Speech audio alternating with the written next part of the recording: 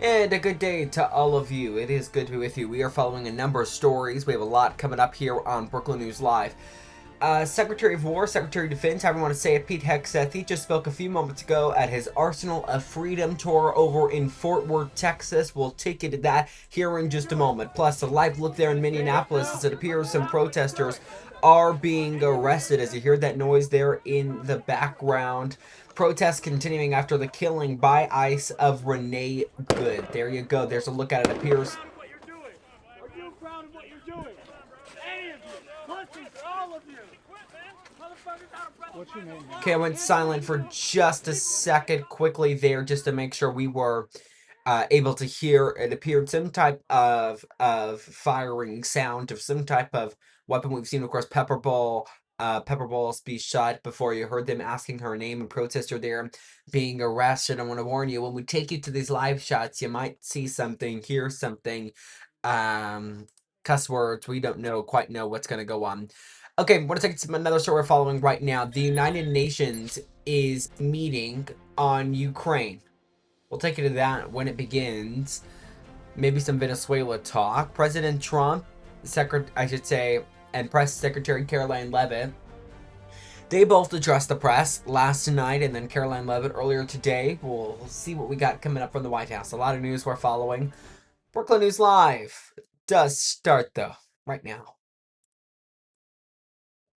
It's time for all the news you need and more. Brooklyn News Live starts right now. And a good day to all of you. I'm Jackson Mitchell. It is good to be with you. Today is Monday, January 12th, 2026. A lot of headlines we're following. Just went through just a few of those. I want to take you right now to this feed. We have been continuing to follow the protest ongoing in Minneapolis. I'm going to turn the audio up. As you see, a woman there was just arrested. You're embarrassing yourself. We hear the protest. Uncle Tom there. Let's listen in for just a moment. And I want to warn you again, some of the language you might hear could be a little graphic. Viewer discretion is advised. Yeah, you can smirk all you want, buddy. You're way off federal property. That's why you're sitting there, you little fucking bitch. What are you gonna do? You gonna arrest me for talking to you? I don't think so. You know you can't.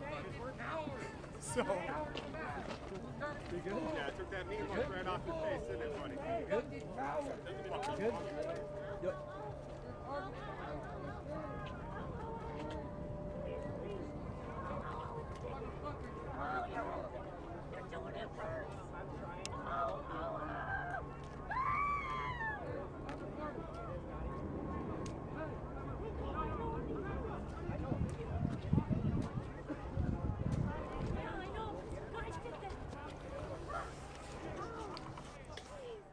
Again, as I warned you, when we listen to those shots, you're likely not going to hear things that you want to hear. You hear them talking to those protesters there. Some language there being shared. Again, viewer discretion advised every time we take you to these shots.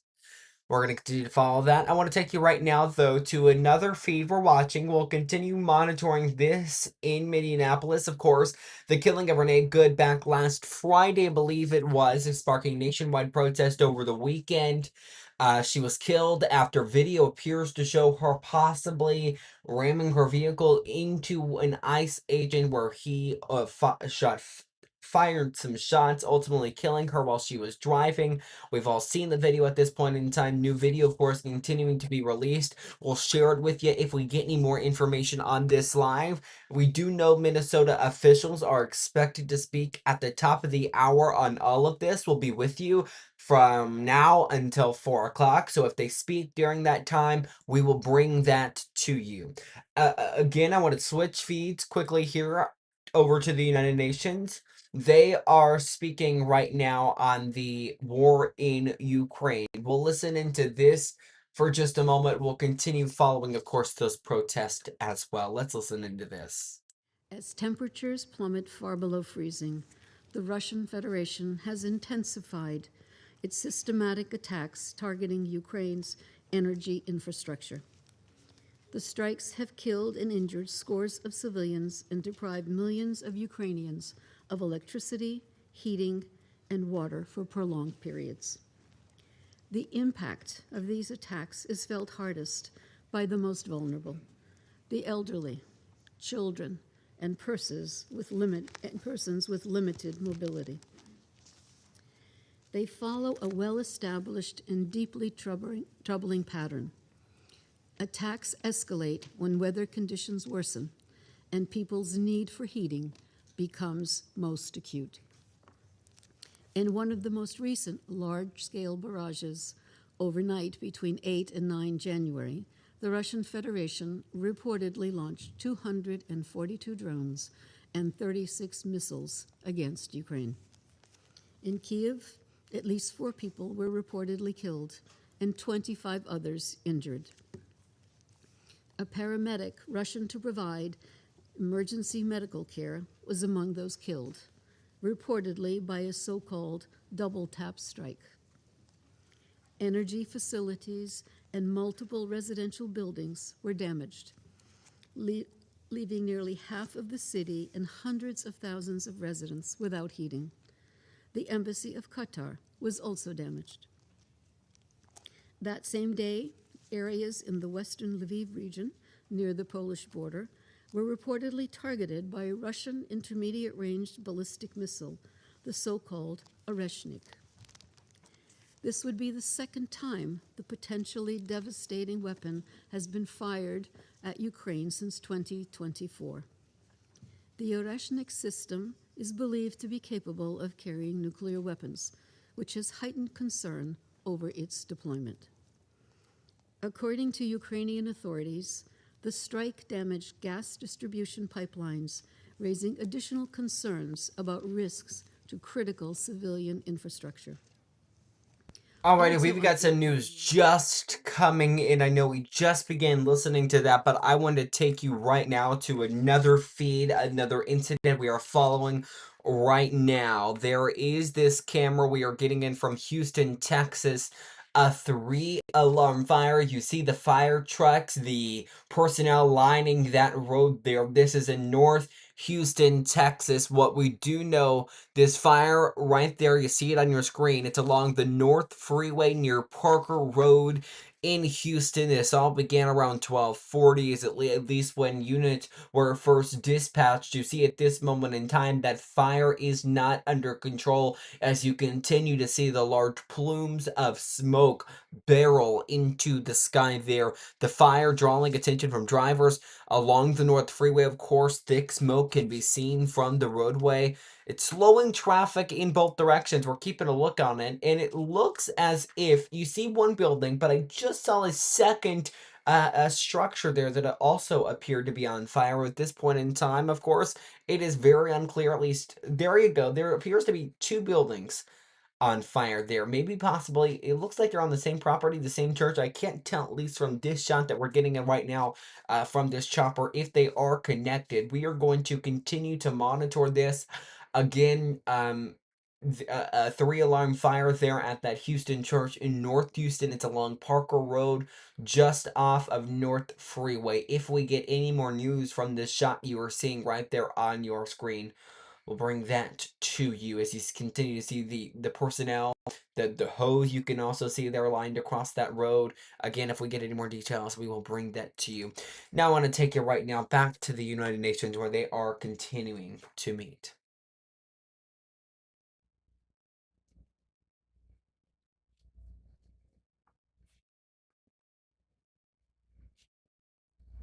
To civilian infrastructure resulting from alleged Ukrainian strikes. We are seeing additional reports of escalating cross-border attacks on Russia's oil and energy infrastructure, some of which reportedly resulted in civilian casualties and damage to civilian and residential facilities.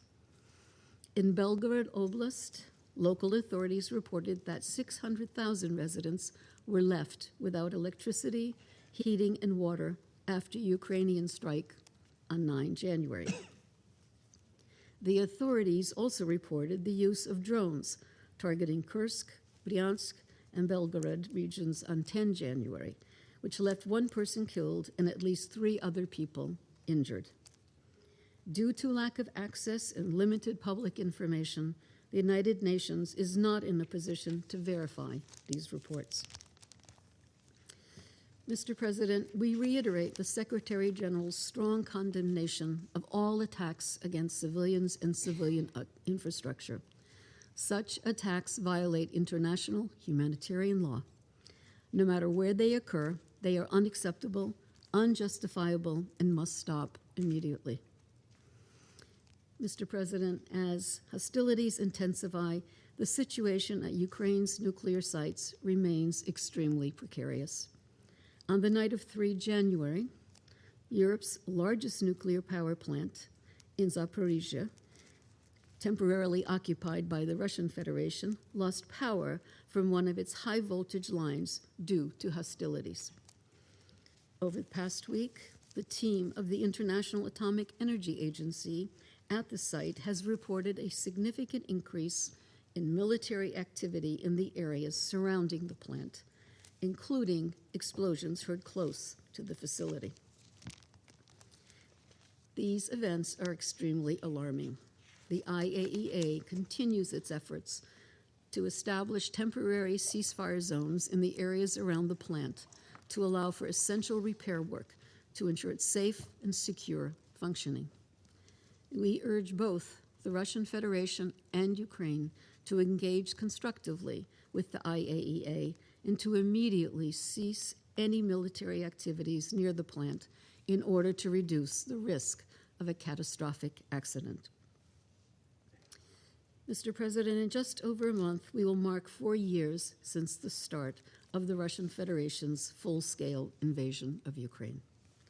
The war has brought untold suffering to the Ukrainian people, killed an unimaginable number of young men of both countries, caused global economic dislocation, and sown instability in the region and beyond. The damage it has done to the international system is still being measured. The war should never have started, and it must stop. We commend the efforts of the United States and all others concerned who are working towards peace. We urge all involved to sustain this vital work, including through concrete steps to de-escalate, stop the ongoing attacks impacting civilians in Ukraine and the Russian Federation, and establish clear parameters to end this devastating conflict. We reaffirm the Secretary General's repeated calls for an immediate, full, and unconditional ceasefire as a first step towards a just, lasting, and comprehensive peace grounded in respect for international law and the principles of the United Nations Charter. Any peace in Ukraine must fully uphold the sovereignty, independence, and territorial integrity of Ukraine within its internationally recognized borders. The United Nations remains ready to support all. I thank Mr. DiCarlo for the briefing. I now give the floor to Mr. Ramesh Rajasingham. Mr. President, thank you for this opportunity to update the Council on the humanitarian situation in Ukraine. Since our last briefing on 9 December, the plight of civilians has grown more desperate as large-scale attacks continue to push energy systems, emergency services, and the very means of winter survival to the brink. As just outlined by Under-Secretary General DiCarlo, multiple regions across the country were struck on 8 January, causing civilian casualties and widespread disruption to electricity, heating, and water supplies with temperatures of minus 10 degrees Celsius and below. In Kiev, authorities reported several civilian deaths and more than 20 people injured in the attacks. Among the victims were health workers and first responders assisting those affected. 1 health worker was killed, while 5 rescuers and 4 health workers were injured after coming under repeated strikes. Since the start of the year, the World Health Organization has reported 11 attacks on healthcare in Ukraine, resulting in 2 deaths and 14 injuries. What makes these attacks especially devastating is that they cripple the systems that keep civilians alive during winter. Power, heating, and water infrastructure have been repeatedly struck in major urban areas, including Kiev, Odessa, Dnipro, Zaporizhia, and Kryvyi Rih, leaving hundreds of thousands of people without electricity, heating, or water for prolonged periods. With winter conditions intensifying, each damaged substation, heating pipeline, or pumping station triggers cascading failures that put even more lives at risk. In Kryvyi Rih, families are melting snow for washing and cooking. They're also heating water over candles after power cuts lasting more than one day. In Kiev, more than 1,200 heated safe spaces are operating, and state emergency services and our humanitarian partners have established an additional 68 heating points in the most affected neighborhoods, offering people a place to warm up, charge their phones, and reconnect with loved ones and amid blackouts. Mr. President, civilians continue to be evacuated under dangerous conditions. Continued hostilities and repeated strikes on residential areas are forcing people to flee frontline communities. In recent days, evacuations have continued from the Donetsk region, including a high proportion of children, older people, and those with limited mobility. On arrival in safer areas, many have urgent needs for shelter, medical care, protection, and winter assistance. Our humanitarian partners continue to deliver whenever access allows. Emergency support, including shelter materials, winter assistance, and health services, is being provided in Kiev and other impacted cities and towns.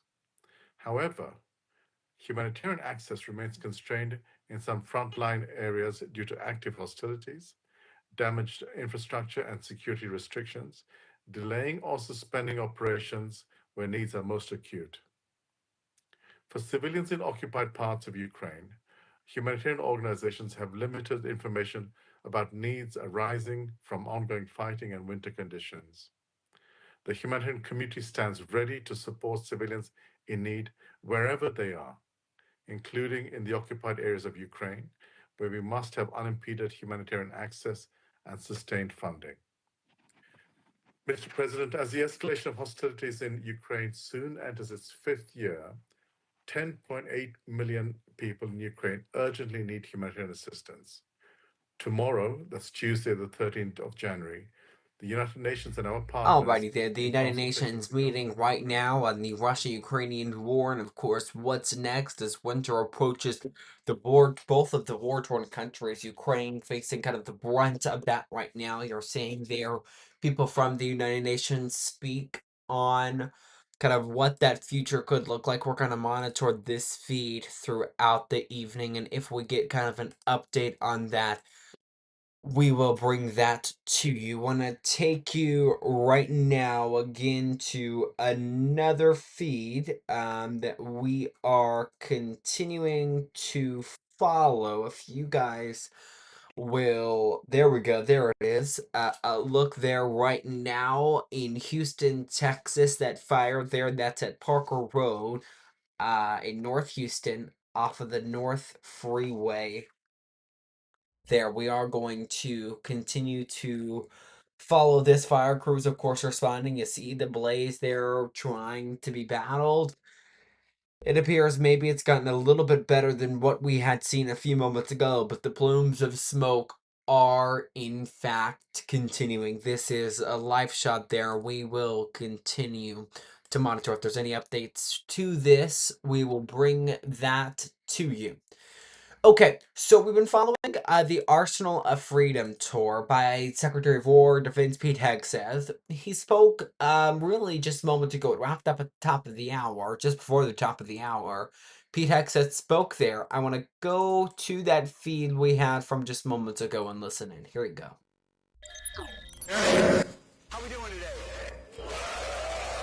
What a great day to be in Texas. Greg, thank you very much. Jim, thank you for the welcome. It's great to have your two great senators here as well. Thanks for joining us today. And on behalf of the Department of War, we are here to look you in the eye and to thank you for what you do every day. Because our job is to have the back of the warfighters. Our job is to make sure they have everything they need, as Greg said, so they're never in a fair fight. Okay, that audio, I don't know how you guys feel, but that is quite unbearable for myself to listen to. Therefore, I'm going to see if there's a point. If I skip ahead just a little bit, maybe it gets better. It sounds better. No more climate change. Here we go. Let's listen in. Social justice and political correctness. We're done with that. We're unleashing the warfighter to be ready, trained, disciplined, accountable, and lethal. When you allow them to do that, they're incredibly good at their job, as the world has seen and as a indicted criminal in Venezuela found out about a week ago. What America can do is like no other country in the world.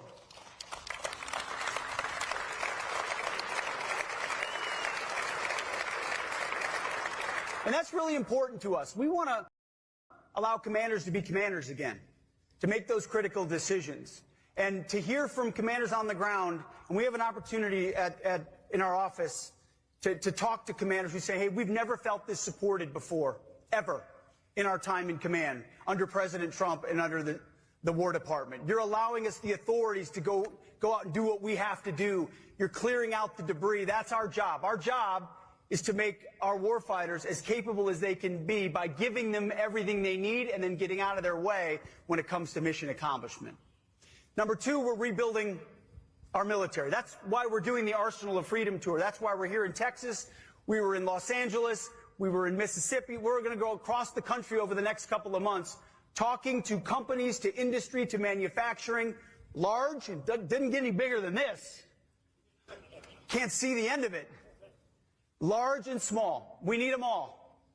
And we need them moving fast, at scale, at cost, open architecture, so we can outcompete our adversaries. We are rebuilding the Arsenal of Freedom. President Trump did it in his first term, and we're going to do it again. We had a historic budget last year. I don't know if you saw the president announced the goal of $1.5 trillion for our national defense in 2027. That is a message to the world.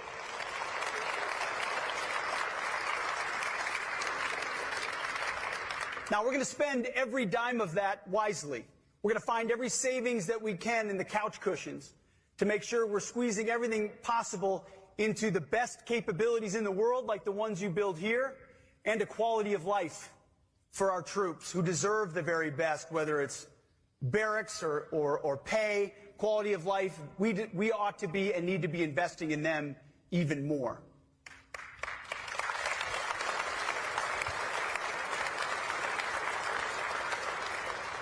Reviving the warrior ethos, rebuilding the military, and reestablishing deterrence, which is something this airframe has been involved in from the beginning of this administration, and for long before that as well.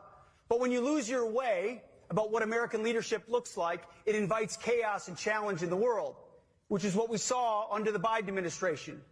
Whether it was the disastrous withdrawal in Afghanistan that had reverberated around the globe as far as the image of our country, whether it was what happened on October 7th with Hamas in Israel, or the war in Ukraine, which never would have happened if President Trump were president. The world saw an open invitation for challenge. Didn't feel like America was prepared to do what it would do in the past.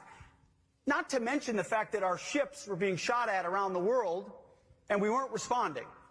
So the first thing we had to do at the War Department was to reestablish that deterrence on behalf of our country. And it started, frankly, from day one on the border. Securing our border and locking it down. We've gone 7 months with 0 crossings at the southern border.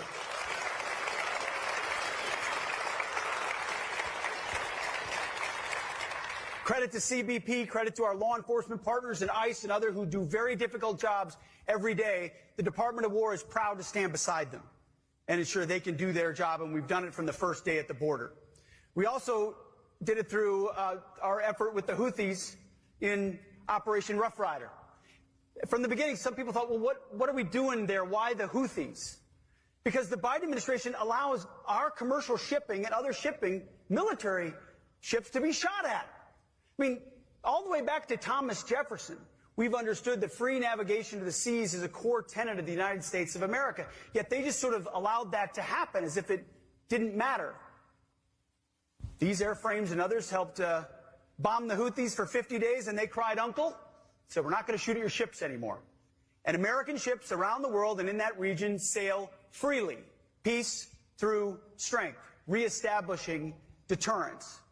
If you look at Iran and what President Trump said about their nuclear capabilities, he said Iran will never have a nuclear bomb. Iran didn't want to pay attention to that or believe him, and then exactly to the day, 60 days later, 7 beautiful B-2s went 37 hours, dropped 14 precision munitions, escorted by this beautiful fighter on their final leg to show the world what America is capable of. Peace through strength, deterrence in action. So, yeah. You see the same thing with narco-terrorists in our own hemisphere. For how long have we been talking about going after drugs and the poisoning of the American people? And for the longest time, it was a catch-and-release program, a law enforcement function, while these narco-terrorists and designated terrorist organizations specifically targeted our communities, our kids, and our people in our country. They knew exactly what they were doing. So instead of the catch-and-release, we let them know if you're going to sail drugs in international waters, we will target your drug boats and we will sink them. There haven't been many boats sunk recently because we can't find boats to sink, because no one wants to get in a narco boat, which is the whole point. Stop sending your drugs to our country and poisoning the American people.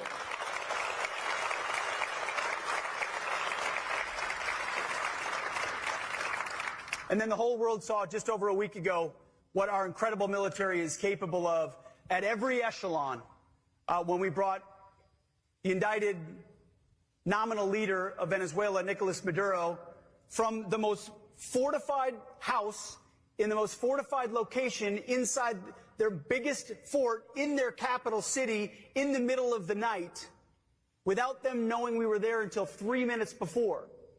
Grabbed him and brought him to New York City within 24 hours to justice. Let me tell you, no other military on planet Earth could pull off what our incredible warriors did.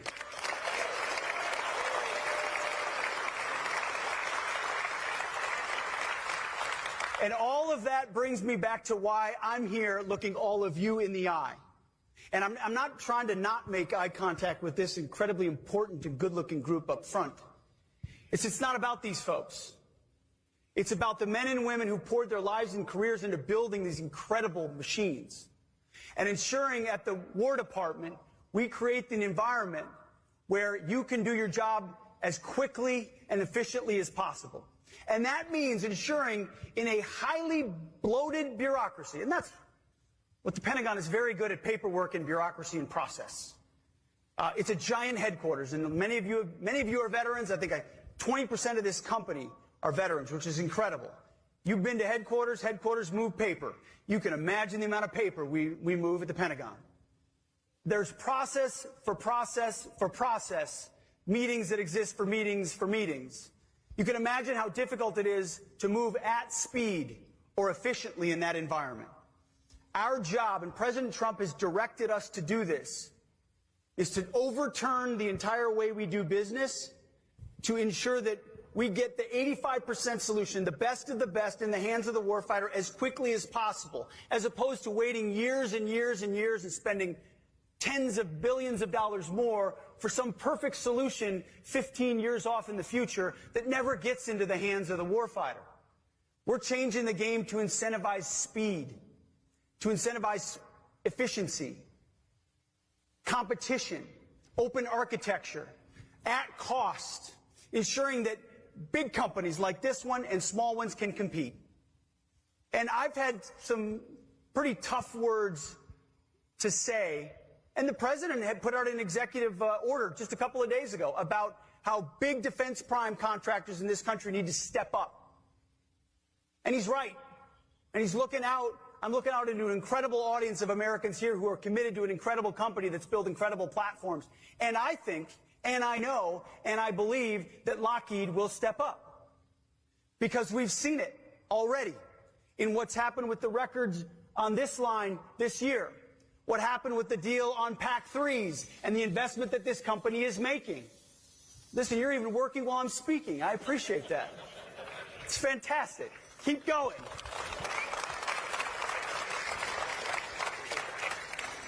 We ultimately don't care what the name is on the side of the missile or of the plane or of anything that's made at the War Department. We just want the best. And our expectation is that every company competes, and every company competes on a level playing field. I don't care how many lobbyists you have, how many accountants you have. If you create the best and the fastest at cost on behalf of taxpayers and the warfighters, you're going to win. That's President Trump's War Department. And I hope, based on what Lockheed Martin can do, that you win a lot, because you make incredible, exquisite platforms. And our job is to create the environment where you can run and run fast, and where your leadership knows that it's not just about Wall Street and dividends and stock buybacks. It's about the warriors and what we can deliver as fast as possible to them. And they're patriots. They know that. So we're changing that incentive structure for the entirety of the industry across defense to make sure. I mean, President Trump's deadly serious about this. He feels the urgency of the moment, and so do I. We've got to build.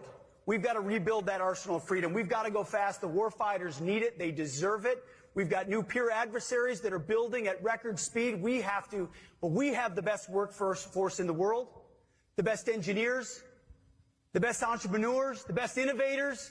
It's this crowd right here. And so the Arsenal of Freedom Tour is meant to speak to you and your peers and to tell you to keep going. Go fast. Take risks. Be ambitious. Invest your capital up front, and know that there will be a demand signal from the Department of War to have you keep running. So I want to give my appreciation to the leadership here of this company that has taken that demand signal and is running with it. That's exactly what we want. And we're going to give the same message to small companies and medium-sized companies. Join us in this sprint. The urgency of the moment requires it. The war fighters need it, and they need it yesterday. So thank you very much for inviting us here and having us here. Thank you for the accepting and grasping the challenge of President Trump, as well as our department, whether it's R&E or A&S, everybody. My charge to my team is to do everything they can with this precious moment we have to rip the bureaucracy out and streamline the process so that we can get in the hands of the war fighters what they need today. So thank you all so much for what you do, for why you're doing it. I've had a chance to meet a number of you who have kids or grandkids in the service. Many of you have served yourself. We are shoulder to shoulder with you, because we can't deter the next conflict without the skills and capabilities that you have. I'll end by saying what President Trump said over the radio to the incredible Americans who went to downtown Caracas. He simply said, "Good luck and Godspeed." I know you don't need good luck. You're good at what you do. But Godspeed, because we need the capabilities you're creating here, and our job is to ensure you have everything you need in that process. God bless. Thank you very much. Appreciate it. Alrighty, things wrapping up there. That was just last hour over in Fort Worth, Texas. As you watch there again, things just wrapping up. I want to take you to just show you a few of the feeds that we are following at this hour. It is quite a lot, but we're keeping an eye on it all. There you go. It's on your screen right now. Here's actually what I want to do. First, I'm going to take you back to this camera that we've been watching on the protest there in Minneapolis. Just full screen there. We're going to keep you guys kind of updated on it and bring you what we know when there is some details on that. Give me one moment here. So here's another story that at least I've been following. You might all be interested in this as well. You might remember back in, I believe it was 2022, and I'll bring you this feed here in just a moment. You'll have to give me just a second to get it all pulled up for you here. But back in 2022, there was a pretty big school shooting over in Uvalde, Texas. I believe it killed 19, that included 2 teachers, might be 19 students and 2 teachers. Well, now the SRO there is has been indicted on a few charges related to all of this, and I've been following this trial for the last little while. I want to see if we can get a feed into this. So you'll have to hold with me here and see if we could just take a look into this trial. Looks like we might be able to here. Yes, we will be able to. You guys will just have to hold it with me and give me just a second to get the feed pulled up for you guys. Hello? One moment. There we go. Okay, things have just gotten really quiet there for a moment, so I just want to make sure you guys can still hear me here. Give me 1 second. I'll get that pulled up for you guys, and I'll be able to show it to you. Here is that trial. It is happening right now. We have now entered the second week of this trial. It's all about this former school resource officer, Adrian Gonzalez. He's been charged with 29 counts of child endangerment and abandonment after 19 children and 2 teachers were killed in a mass shooting at Robb Elementary back in 2022. As I was noting a few moments ago, Gonzalez, he was one of the first officers to arrive, and essentially they're saying he didn't act quick enough and that he had 70 minutes that he didn't react, while the defense in this case is saying, well, he reacted with what he could react with, which was not much considering he wasn't armed or wasn't didn't have any guard, I should say. He was going in with just a gun. So that's what they're saying there. We're now entering day 5. Terry Snyder has testified, as well as Ranger Scott Swick. Now we are seeing it is I'm not sure exactly who. This might be day 6 now of this trial. No, it's day 5. Apologies. So now we're seeing another person testify here. Let's turn the audio up and just listen for just a few moments. Children went to the hospital and then went to the medical examiner. Is that correct? Yes, sir. I made contact with the deceased children there at the hospital, and then I also made contact with the justice of peace who declared them deceased, and then I released the children to the funeral home where they were transported to Bear County Medical Examiner. So those would be the last 2 children on the medical examiner's number 1799 and 1800. I am not sure about the number sequence. Fair enough. And then what did you do after going to the hospital? After the hospital, I did meet up with Company C, Texas Ranger Jason Shea, and I received victims' clothing that he had recovered. Since I was going to Robb Elementary, I recovered those items and then eventually placing them into the administration room there at Robb Elementary for evidence storage at that night. Okay. At some point, did you take over evidence storage? Yes, sir. So the lead Texas Ranger, Jose Sanchez, he assigned me to be the evidence custodian for the investigation. And what's the evidence custodian? Just receiving, documenting, collecting, transferring, releasing of all evidence or mostly all evidence involved in the investigation. Kind of just being a manager over the property. As evidence comes in, it would come into you then? Yes. As central housing? Yes, sir. Okay. And because you started being the manager of the evidence, were you sent out on assignments when additional evidence was observed? That's correct. So on a couple incidents, I was tasked to go collect a few items. And tell us about those tasks. So on the first incident was Staff Captain Troy Wilson at the time. He tasked me on May 31st, 2022, to go to Robb Elementary and collect some items that were discovered after the initial processing of the crime scene. Those items were in room 111 and room 112. One of the items was in room 111, a Hellfire trigger snap-on device, and in room 112 was 2 spent cartridge casings. I proceeded to the school, documented my involvement. I photographed, collected the items, and then placed them into the evidence room. And did you then thereafter get an assignment to go collect 2 more cartridges? That's correct. On June 6th, myself and Company F, Texas Ranger Nick Hill, were tasked by Staff Captain Troy Wilson to go and collect 2 spent cartridge casings on the outside, the west side of the building of Robb Elementary, and some projectile fragments that came from room 111. And did that information come from civilians that were working around Robb Elementary? I was told it was from a cleaning crew. I have no details on who located those items.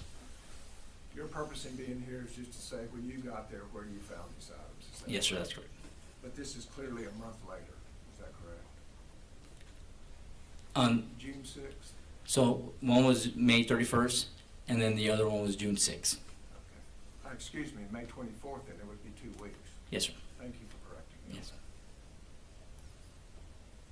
And have you reviewed, just in the last few weeks, the photographs that you took documenting this work? That's correct. May I approve? Please. 871 and 881. Those are the exhibits that you reviewed before coming here to testify, is that correct? That's correct. I did review these, but I did not take this photograph.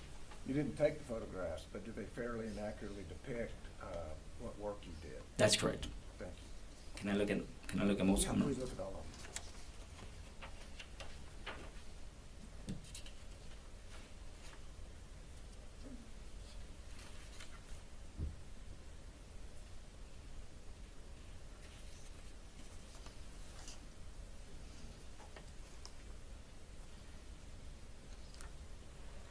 And on this one, I took these photographs.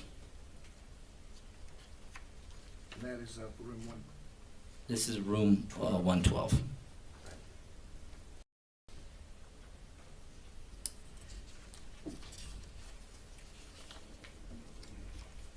I took these on room 111.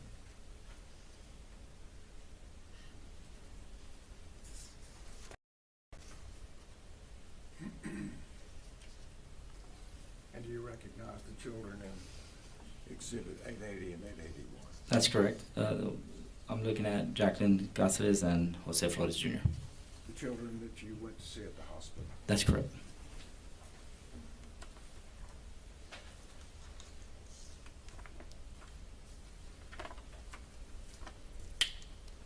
The state offers 871 and through 881.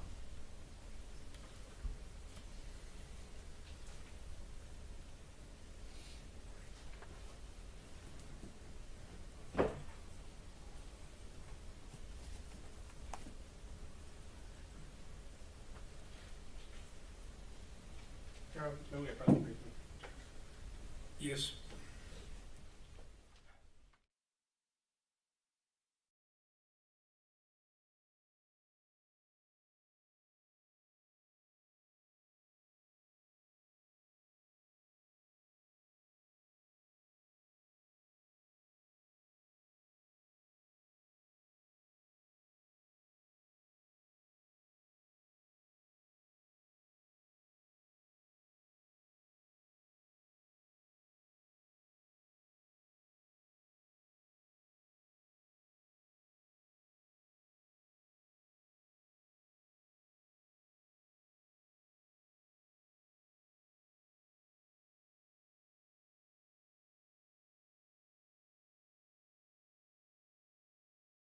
What we're looking at?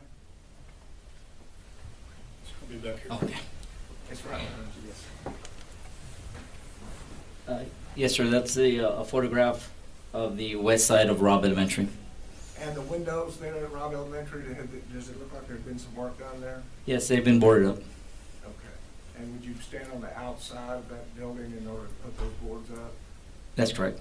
in close proximity to where that orange cone is? Yes, orange cone is a marker for for where the shell casings were located. Thank you. And State's Exhibit 872? That's just a mid-range photograph of that same west side wall and a little bit closer of the to the cone. And it shows the concrete lining at the bottom, the ragged concrete. Does that help us identify where those casings were? Yes, sir. And State's Exhibit 873? And that's just a close-up of the exhibit, the one that we collected, the two cartridge casings. And will you show that, please, to the jury?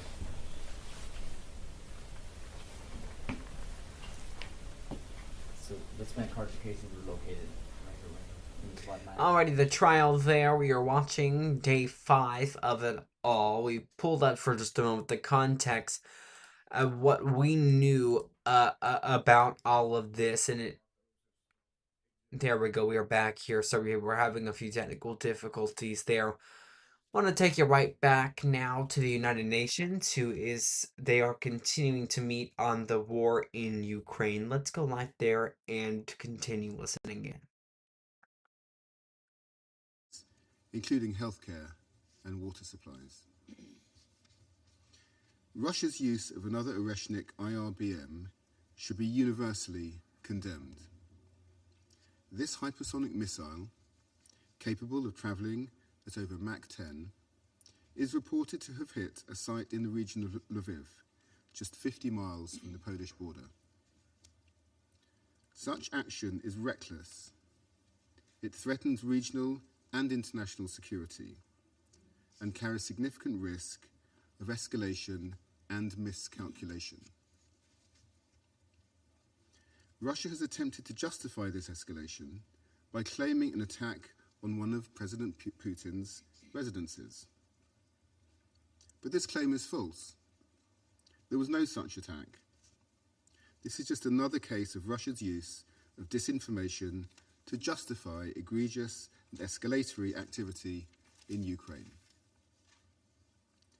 Russia's latest assault came in the same week that President Zelensky and the US were in Paris with European and international leaders to discuss peace. President Putin claims to want peace, and yet his actions tell a different story. The rest of the world wants peace in Ukraine, a peace in line with the UN Charter. We welcome the significant progress which has been made. Together with our international partners, the UK will continue to work hard towards that goal.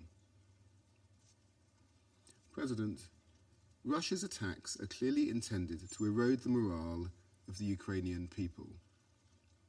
But their resilience and determination over the past 4 years remains undimmed.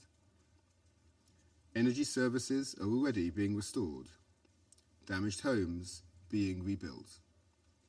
Ukraine will survive this latest attack as it survived so many before. And if President Putin thinks this violence will deter Ukraine's partners, he's wrong about that too.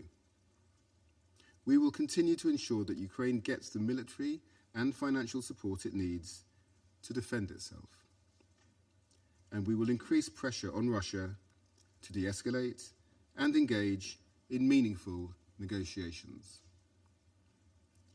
For the sake of international security and the integrity of the UN Charter, Ukraine must emerge from this war as a sovereign, secure, and independent country. I thank you. I thank the representative of the United Kingdom for the statement. I give the floor to the representative of the United States. Thank you, President, and a special thank you to our two briefers today, and also a special welcome to Ukraine at this meeting. Just days ago, U.S. diplomats met with EU and Ukrainian counterparts to advance negotiations toward a lasting peace. Thanks to the leadership of President Trump, we are closer to a deal now than at any point since the war began. Despite this, Russia launched more attacks on Ukraine, including its launch of its nuclear-capable Oreshnik ballistic missile, targeting an area of Ukraine close to the border with Poland and NATO. This constitutes another dangerous and inexplicable escalation of this war, even as the United States is urgently working with Kyiv, other partners, and Moscow to end the war through a negotiated settlement. At a moment of tremendous potential, due only to President Trump's unparalleled commitment to peace around the world, both sides should be seeking ways to de-escalate. Yet Russia's action risks expanding and intensifying the war. From the start, President Trump has decried the carnage of this conflict. Horribly, we have to continue to deplore the staggering number of casualties, service members and civilians, men, women, and children. We condemn Russia's continuing and intensifying attacks on Ukraine's energy facilities and other civilian infrastructure. These attacks make a mockery of the cause of peace, a cause of paramount importance to the world and to President Trump. I would like to remind the Russian Federation of its vote in favor of Security Council Resolution 2774 nearly 1 year ago. That resolution called for a swift end to the conflict and lasting peace. It would be nice if Russia matched their words with deeds. In the spirit of that resolution, Russia, Ukraine, and Europe must pursue peace seriously and bring this nightmare to an end. Thank you. I thank the representative of the United Alrighty, the spokesperson there for the United States, Jamie Bruce, also the spokesperson over at the Department of State. We will keep our eyes there. We were just waiting there for just a moment for the United States to speak. What I do want to do right now, take you over to the House floor. You'll see ranking, I should say, I believe he's ranking member, I can't remember on which committee. Therefore, I'm just going to take back that statement there and just tell you right now you're seeing the Democrat Jimmy Raskin speak over on the House floor. Let's turn the audio up and listen. The complicated and convoluted world of bankruptcy proceedings. The bill also extends 29 temporary bankruptcy judgeships that are set to expire. In my state, in Maryland, we are on track to lose 3 out of 7 temporary judgeships. That's nearly half of our entire bankruptcy bench. We cannot afford to lose these judges at the very moment that bankruptcy filings are rising everywhere, up 30% in our state alone over the last couple of years. So I strongly support this bill to increase access and opportunity provided to all Americans under the bankruptcy system. I ask all of our colleagues to read it, to support it, and I reserve the balance. Gentleman reserves. Gentleman from Virginia is recognized. We reserved. I'm prepared to close. Gentleman reserves. Gentleman from Maryland. We have no further speakers. We are ready to close and again restate our strong support for this bipartisan legislation. Thank you. Gentleman from Virginia. Mr. Speaker, again, this important legislation promotes efficient government rather than expanding it, reinforces user-funded government services, strengthens accountability and oversight, and reduces market distortions caused by uncertainty. I urge its support, and I yield back the balance of my time. Thank you. The question is, will the House suspend the rules and pass Senate 3424 not as amended? Let me restate that. The question is, will the House suspend the rules and pass Senate 3424? Those in favor say aye. Those in favor say aye. Those opposed, no. In the opinion of the chair, 2/3 being in the affirmative, the rules are suspended, the bill is passed, and without objection, the motion to reconsider is laid on the table.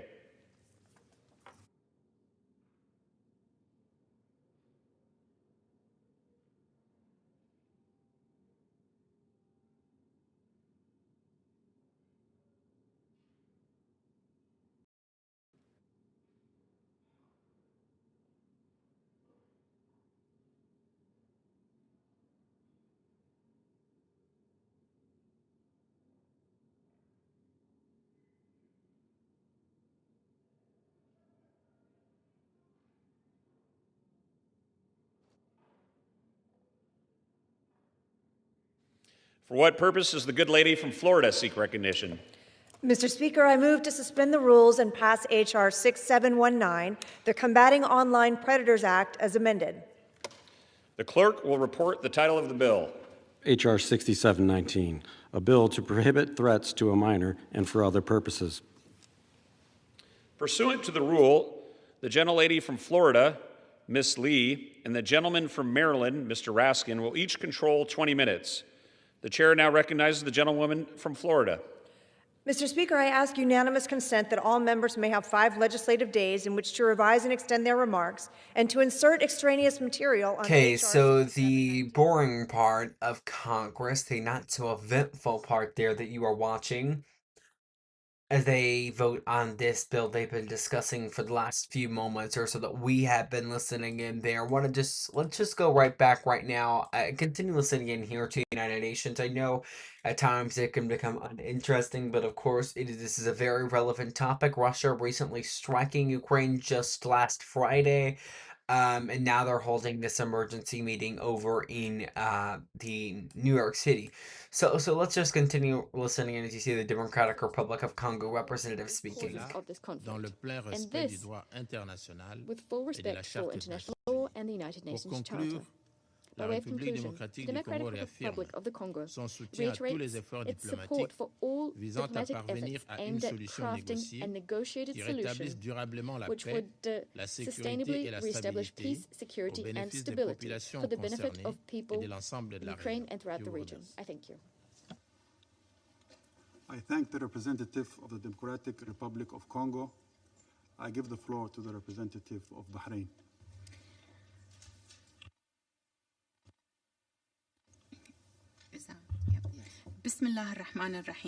In the name of God, the merciful, the compassionate.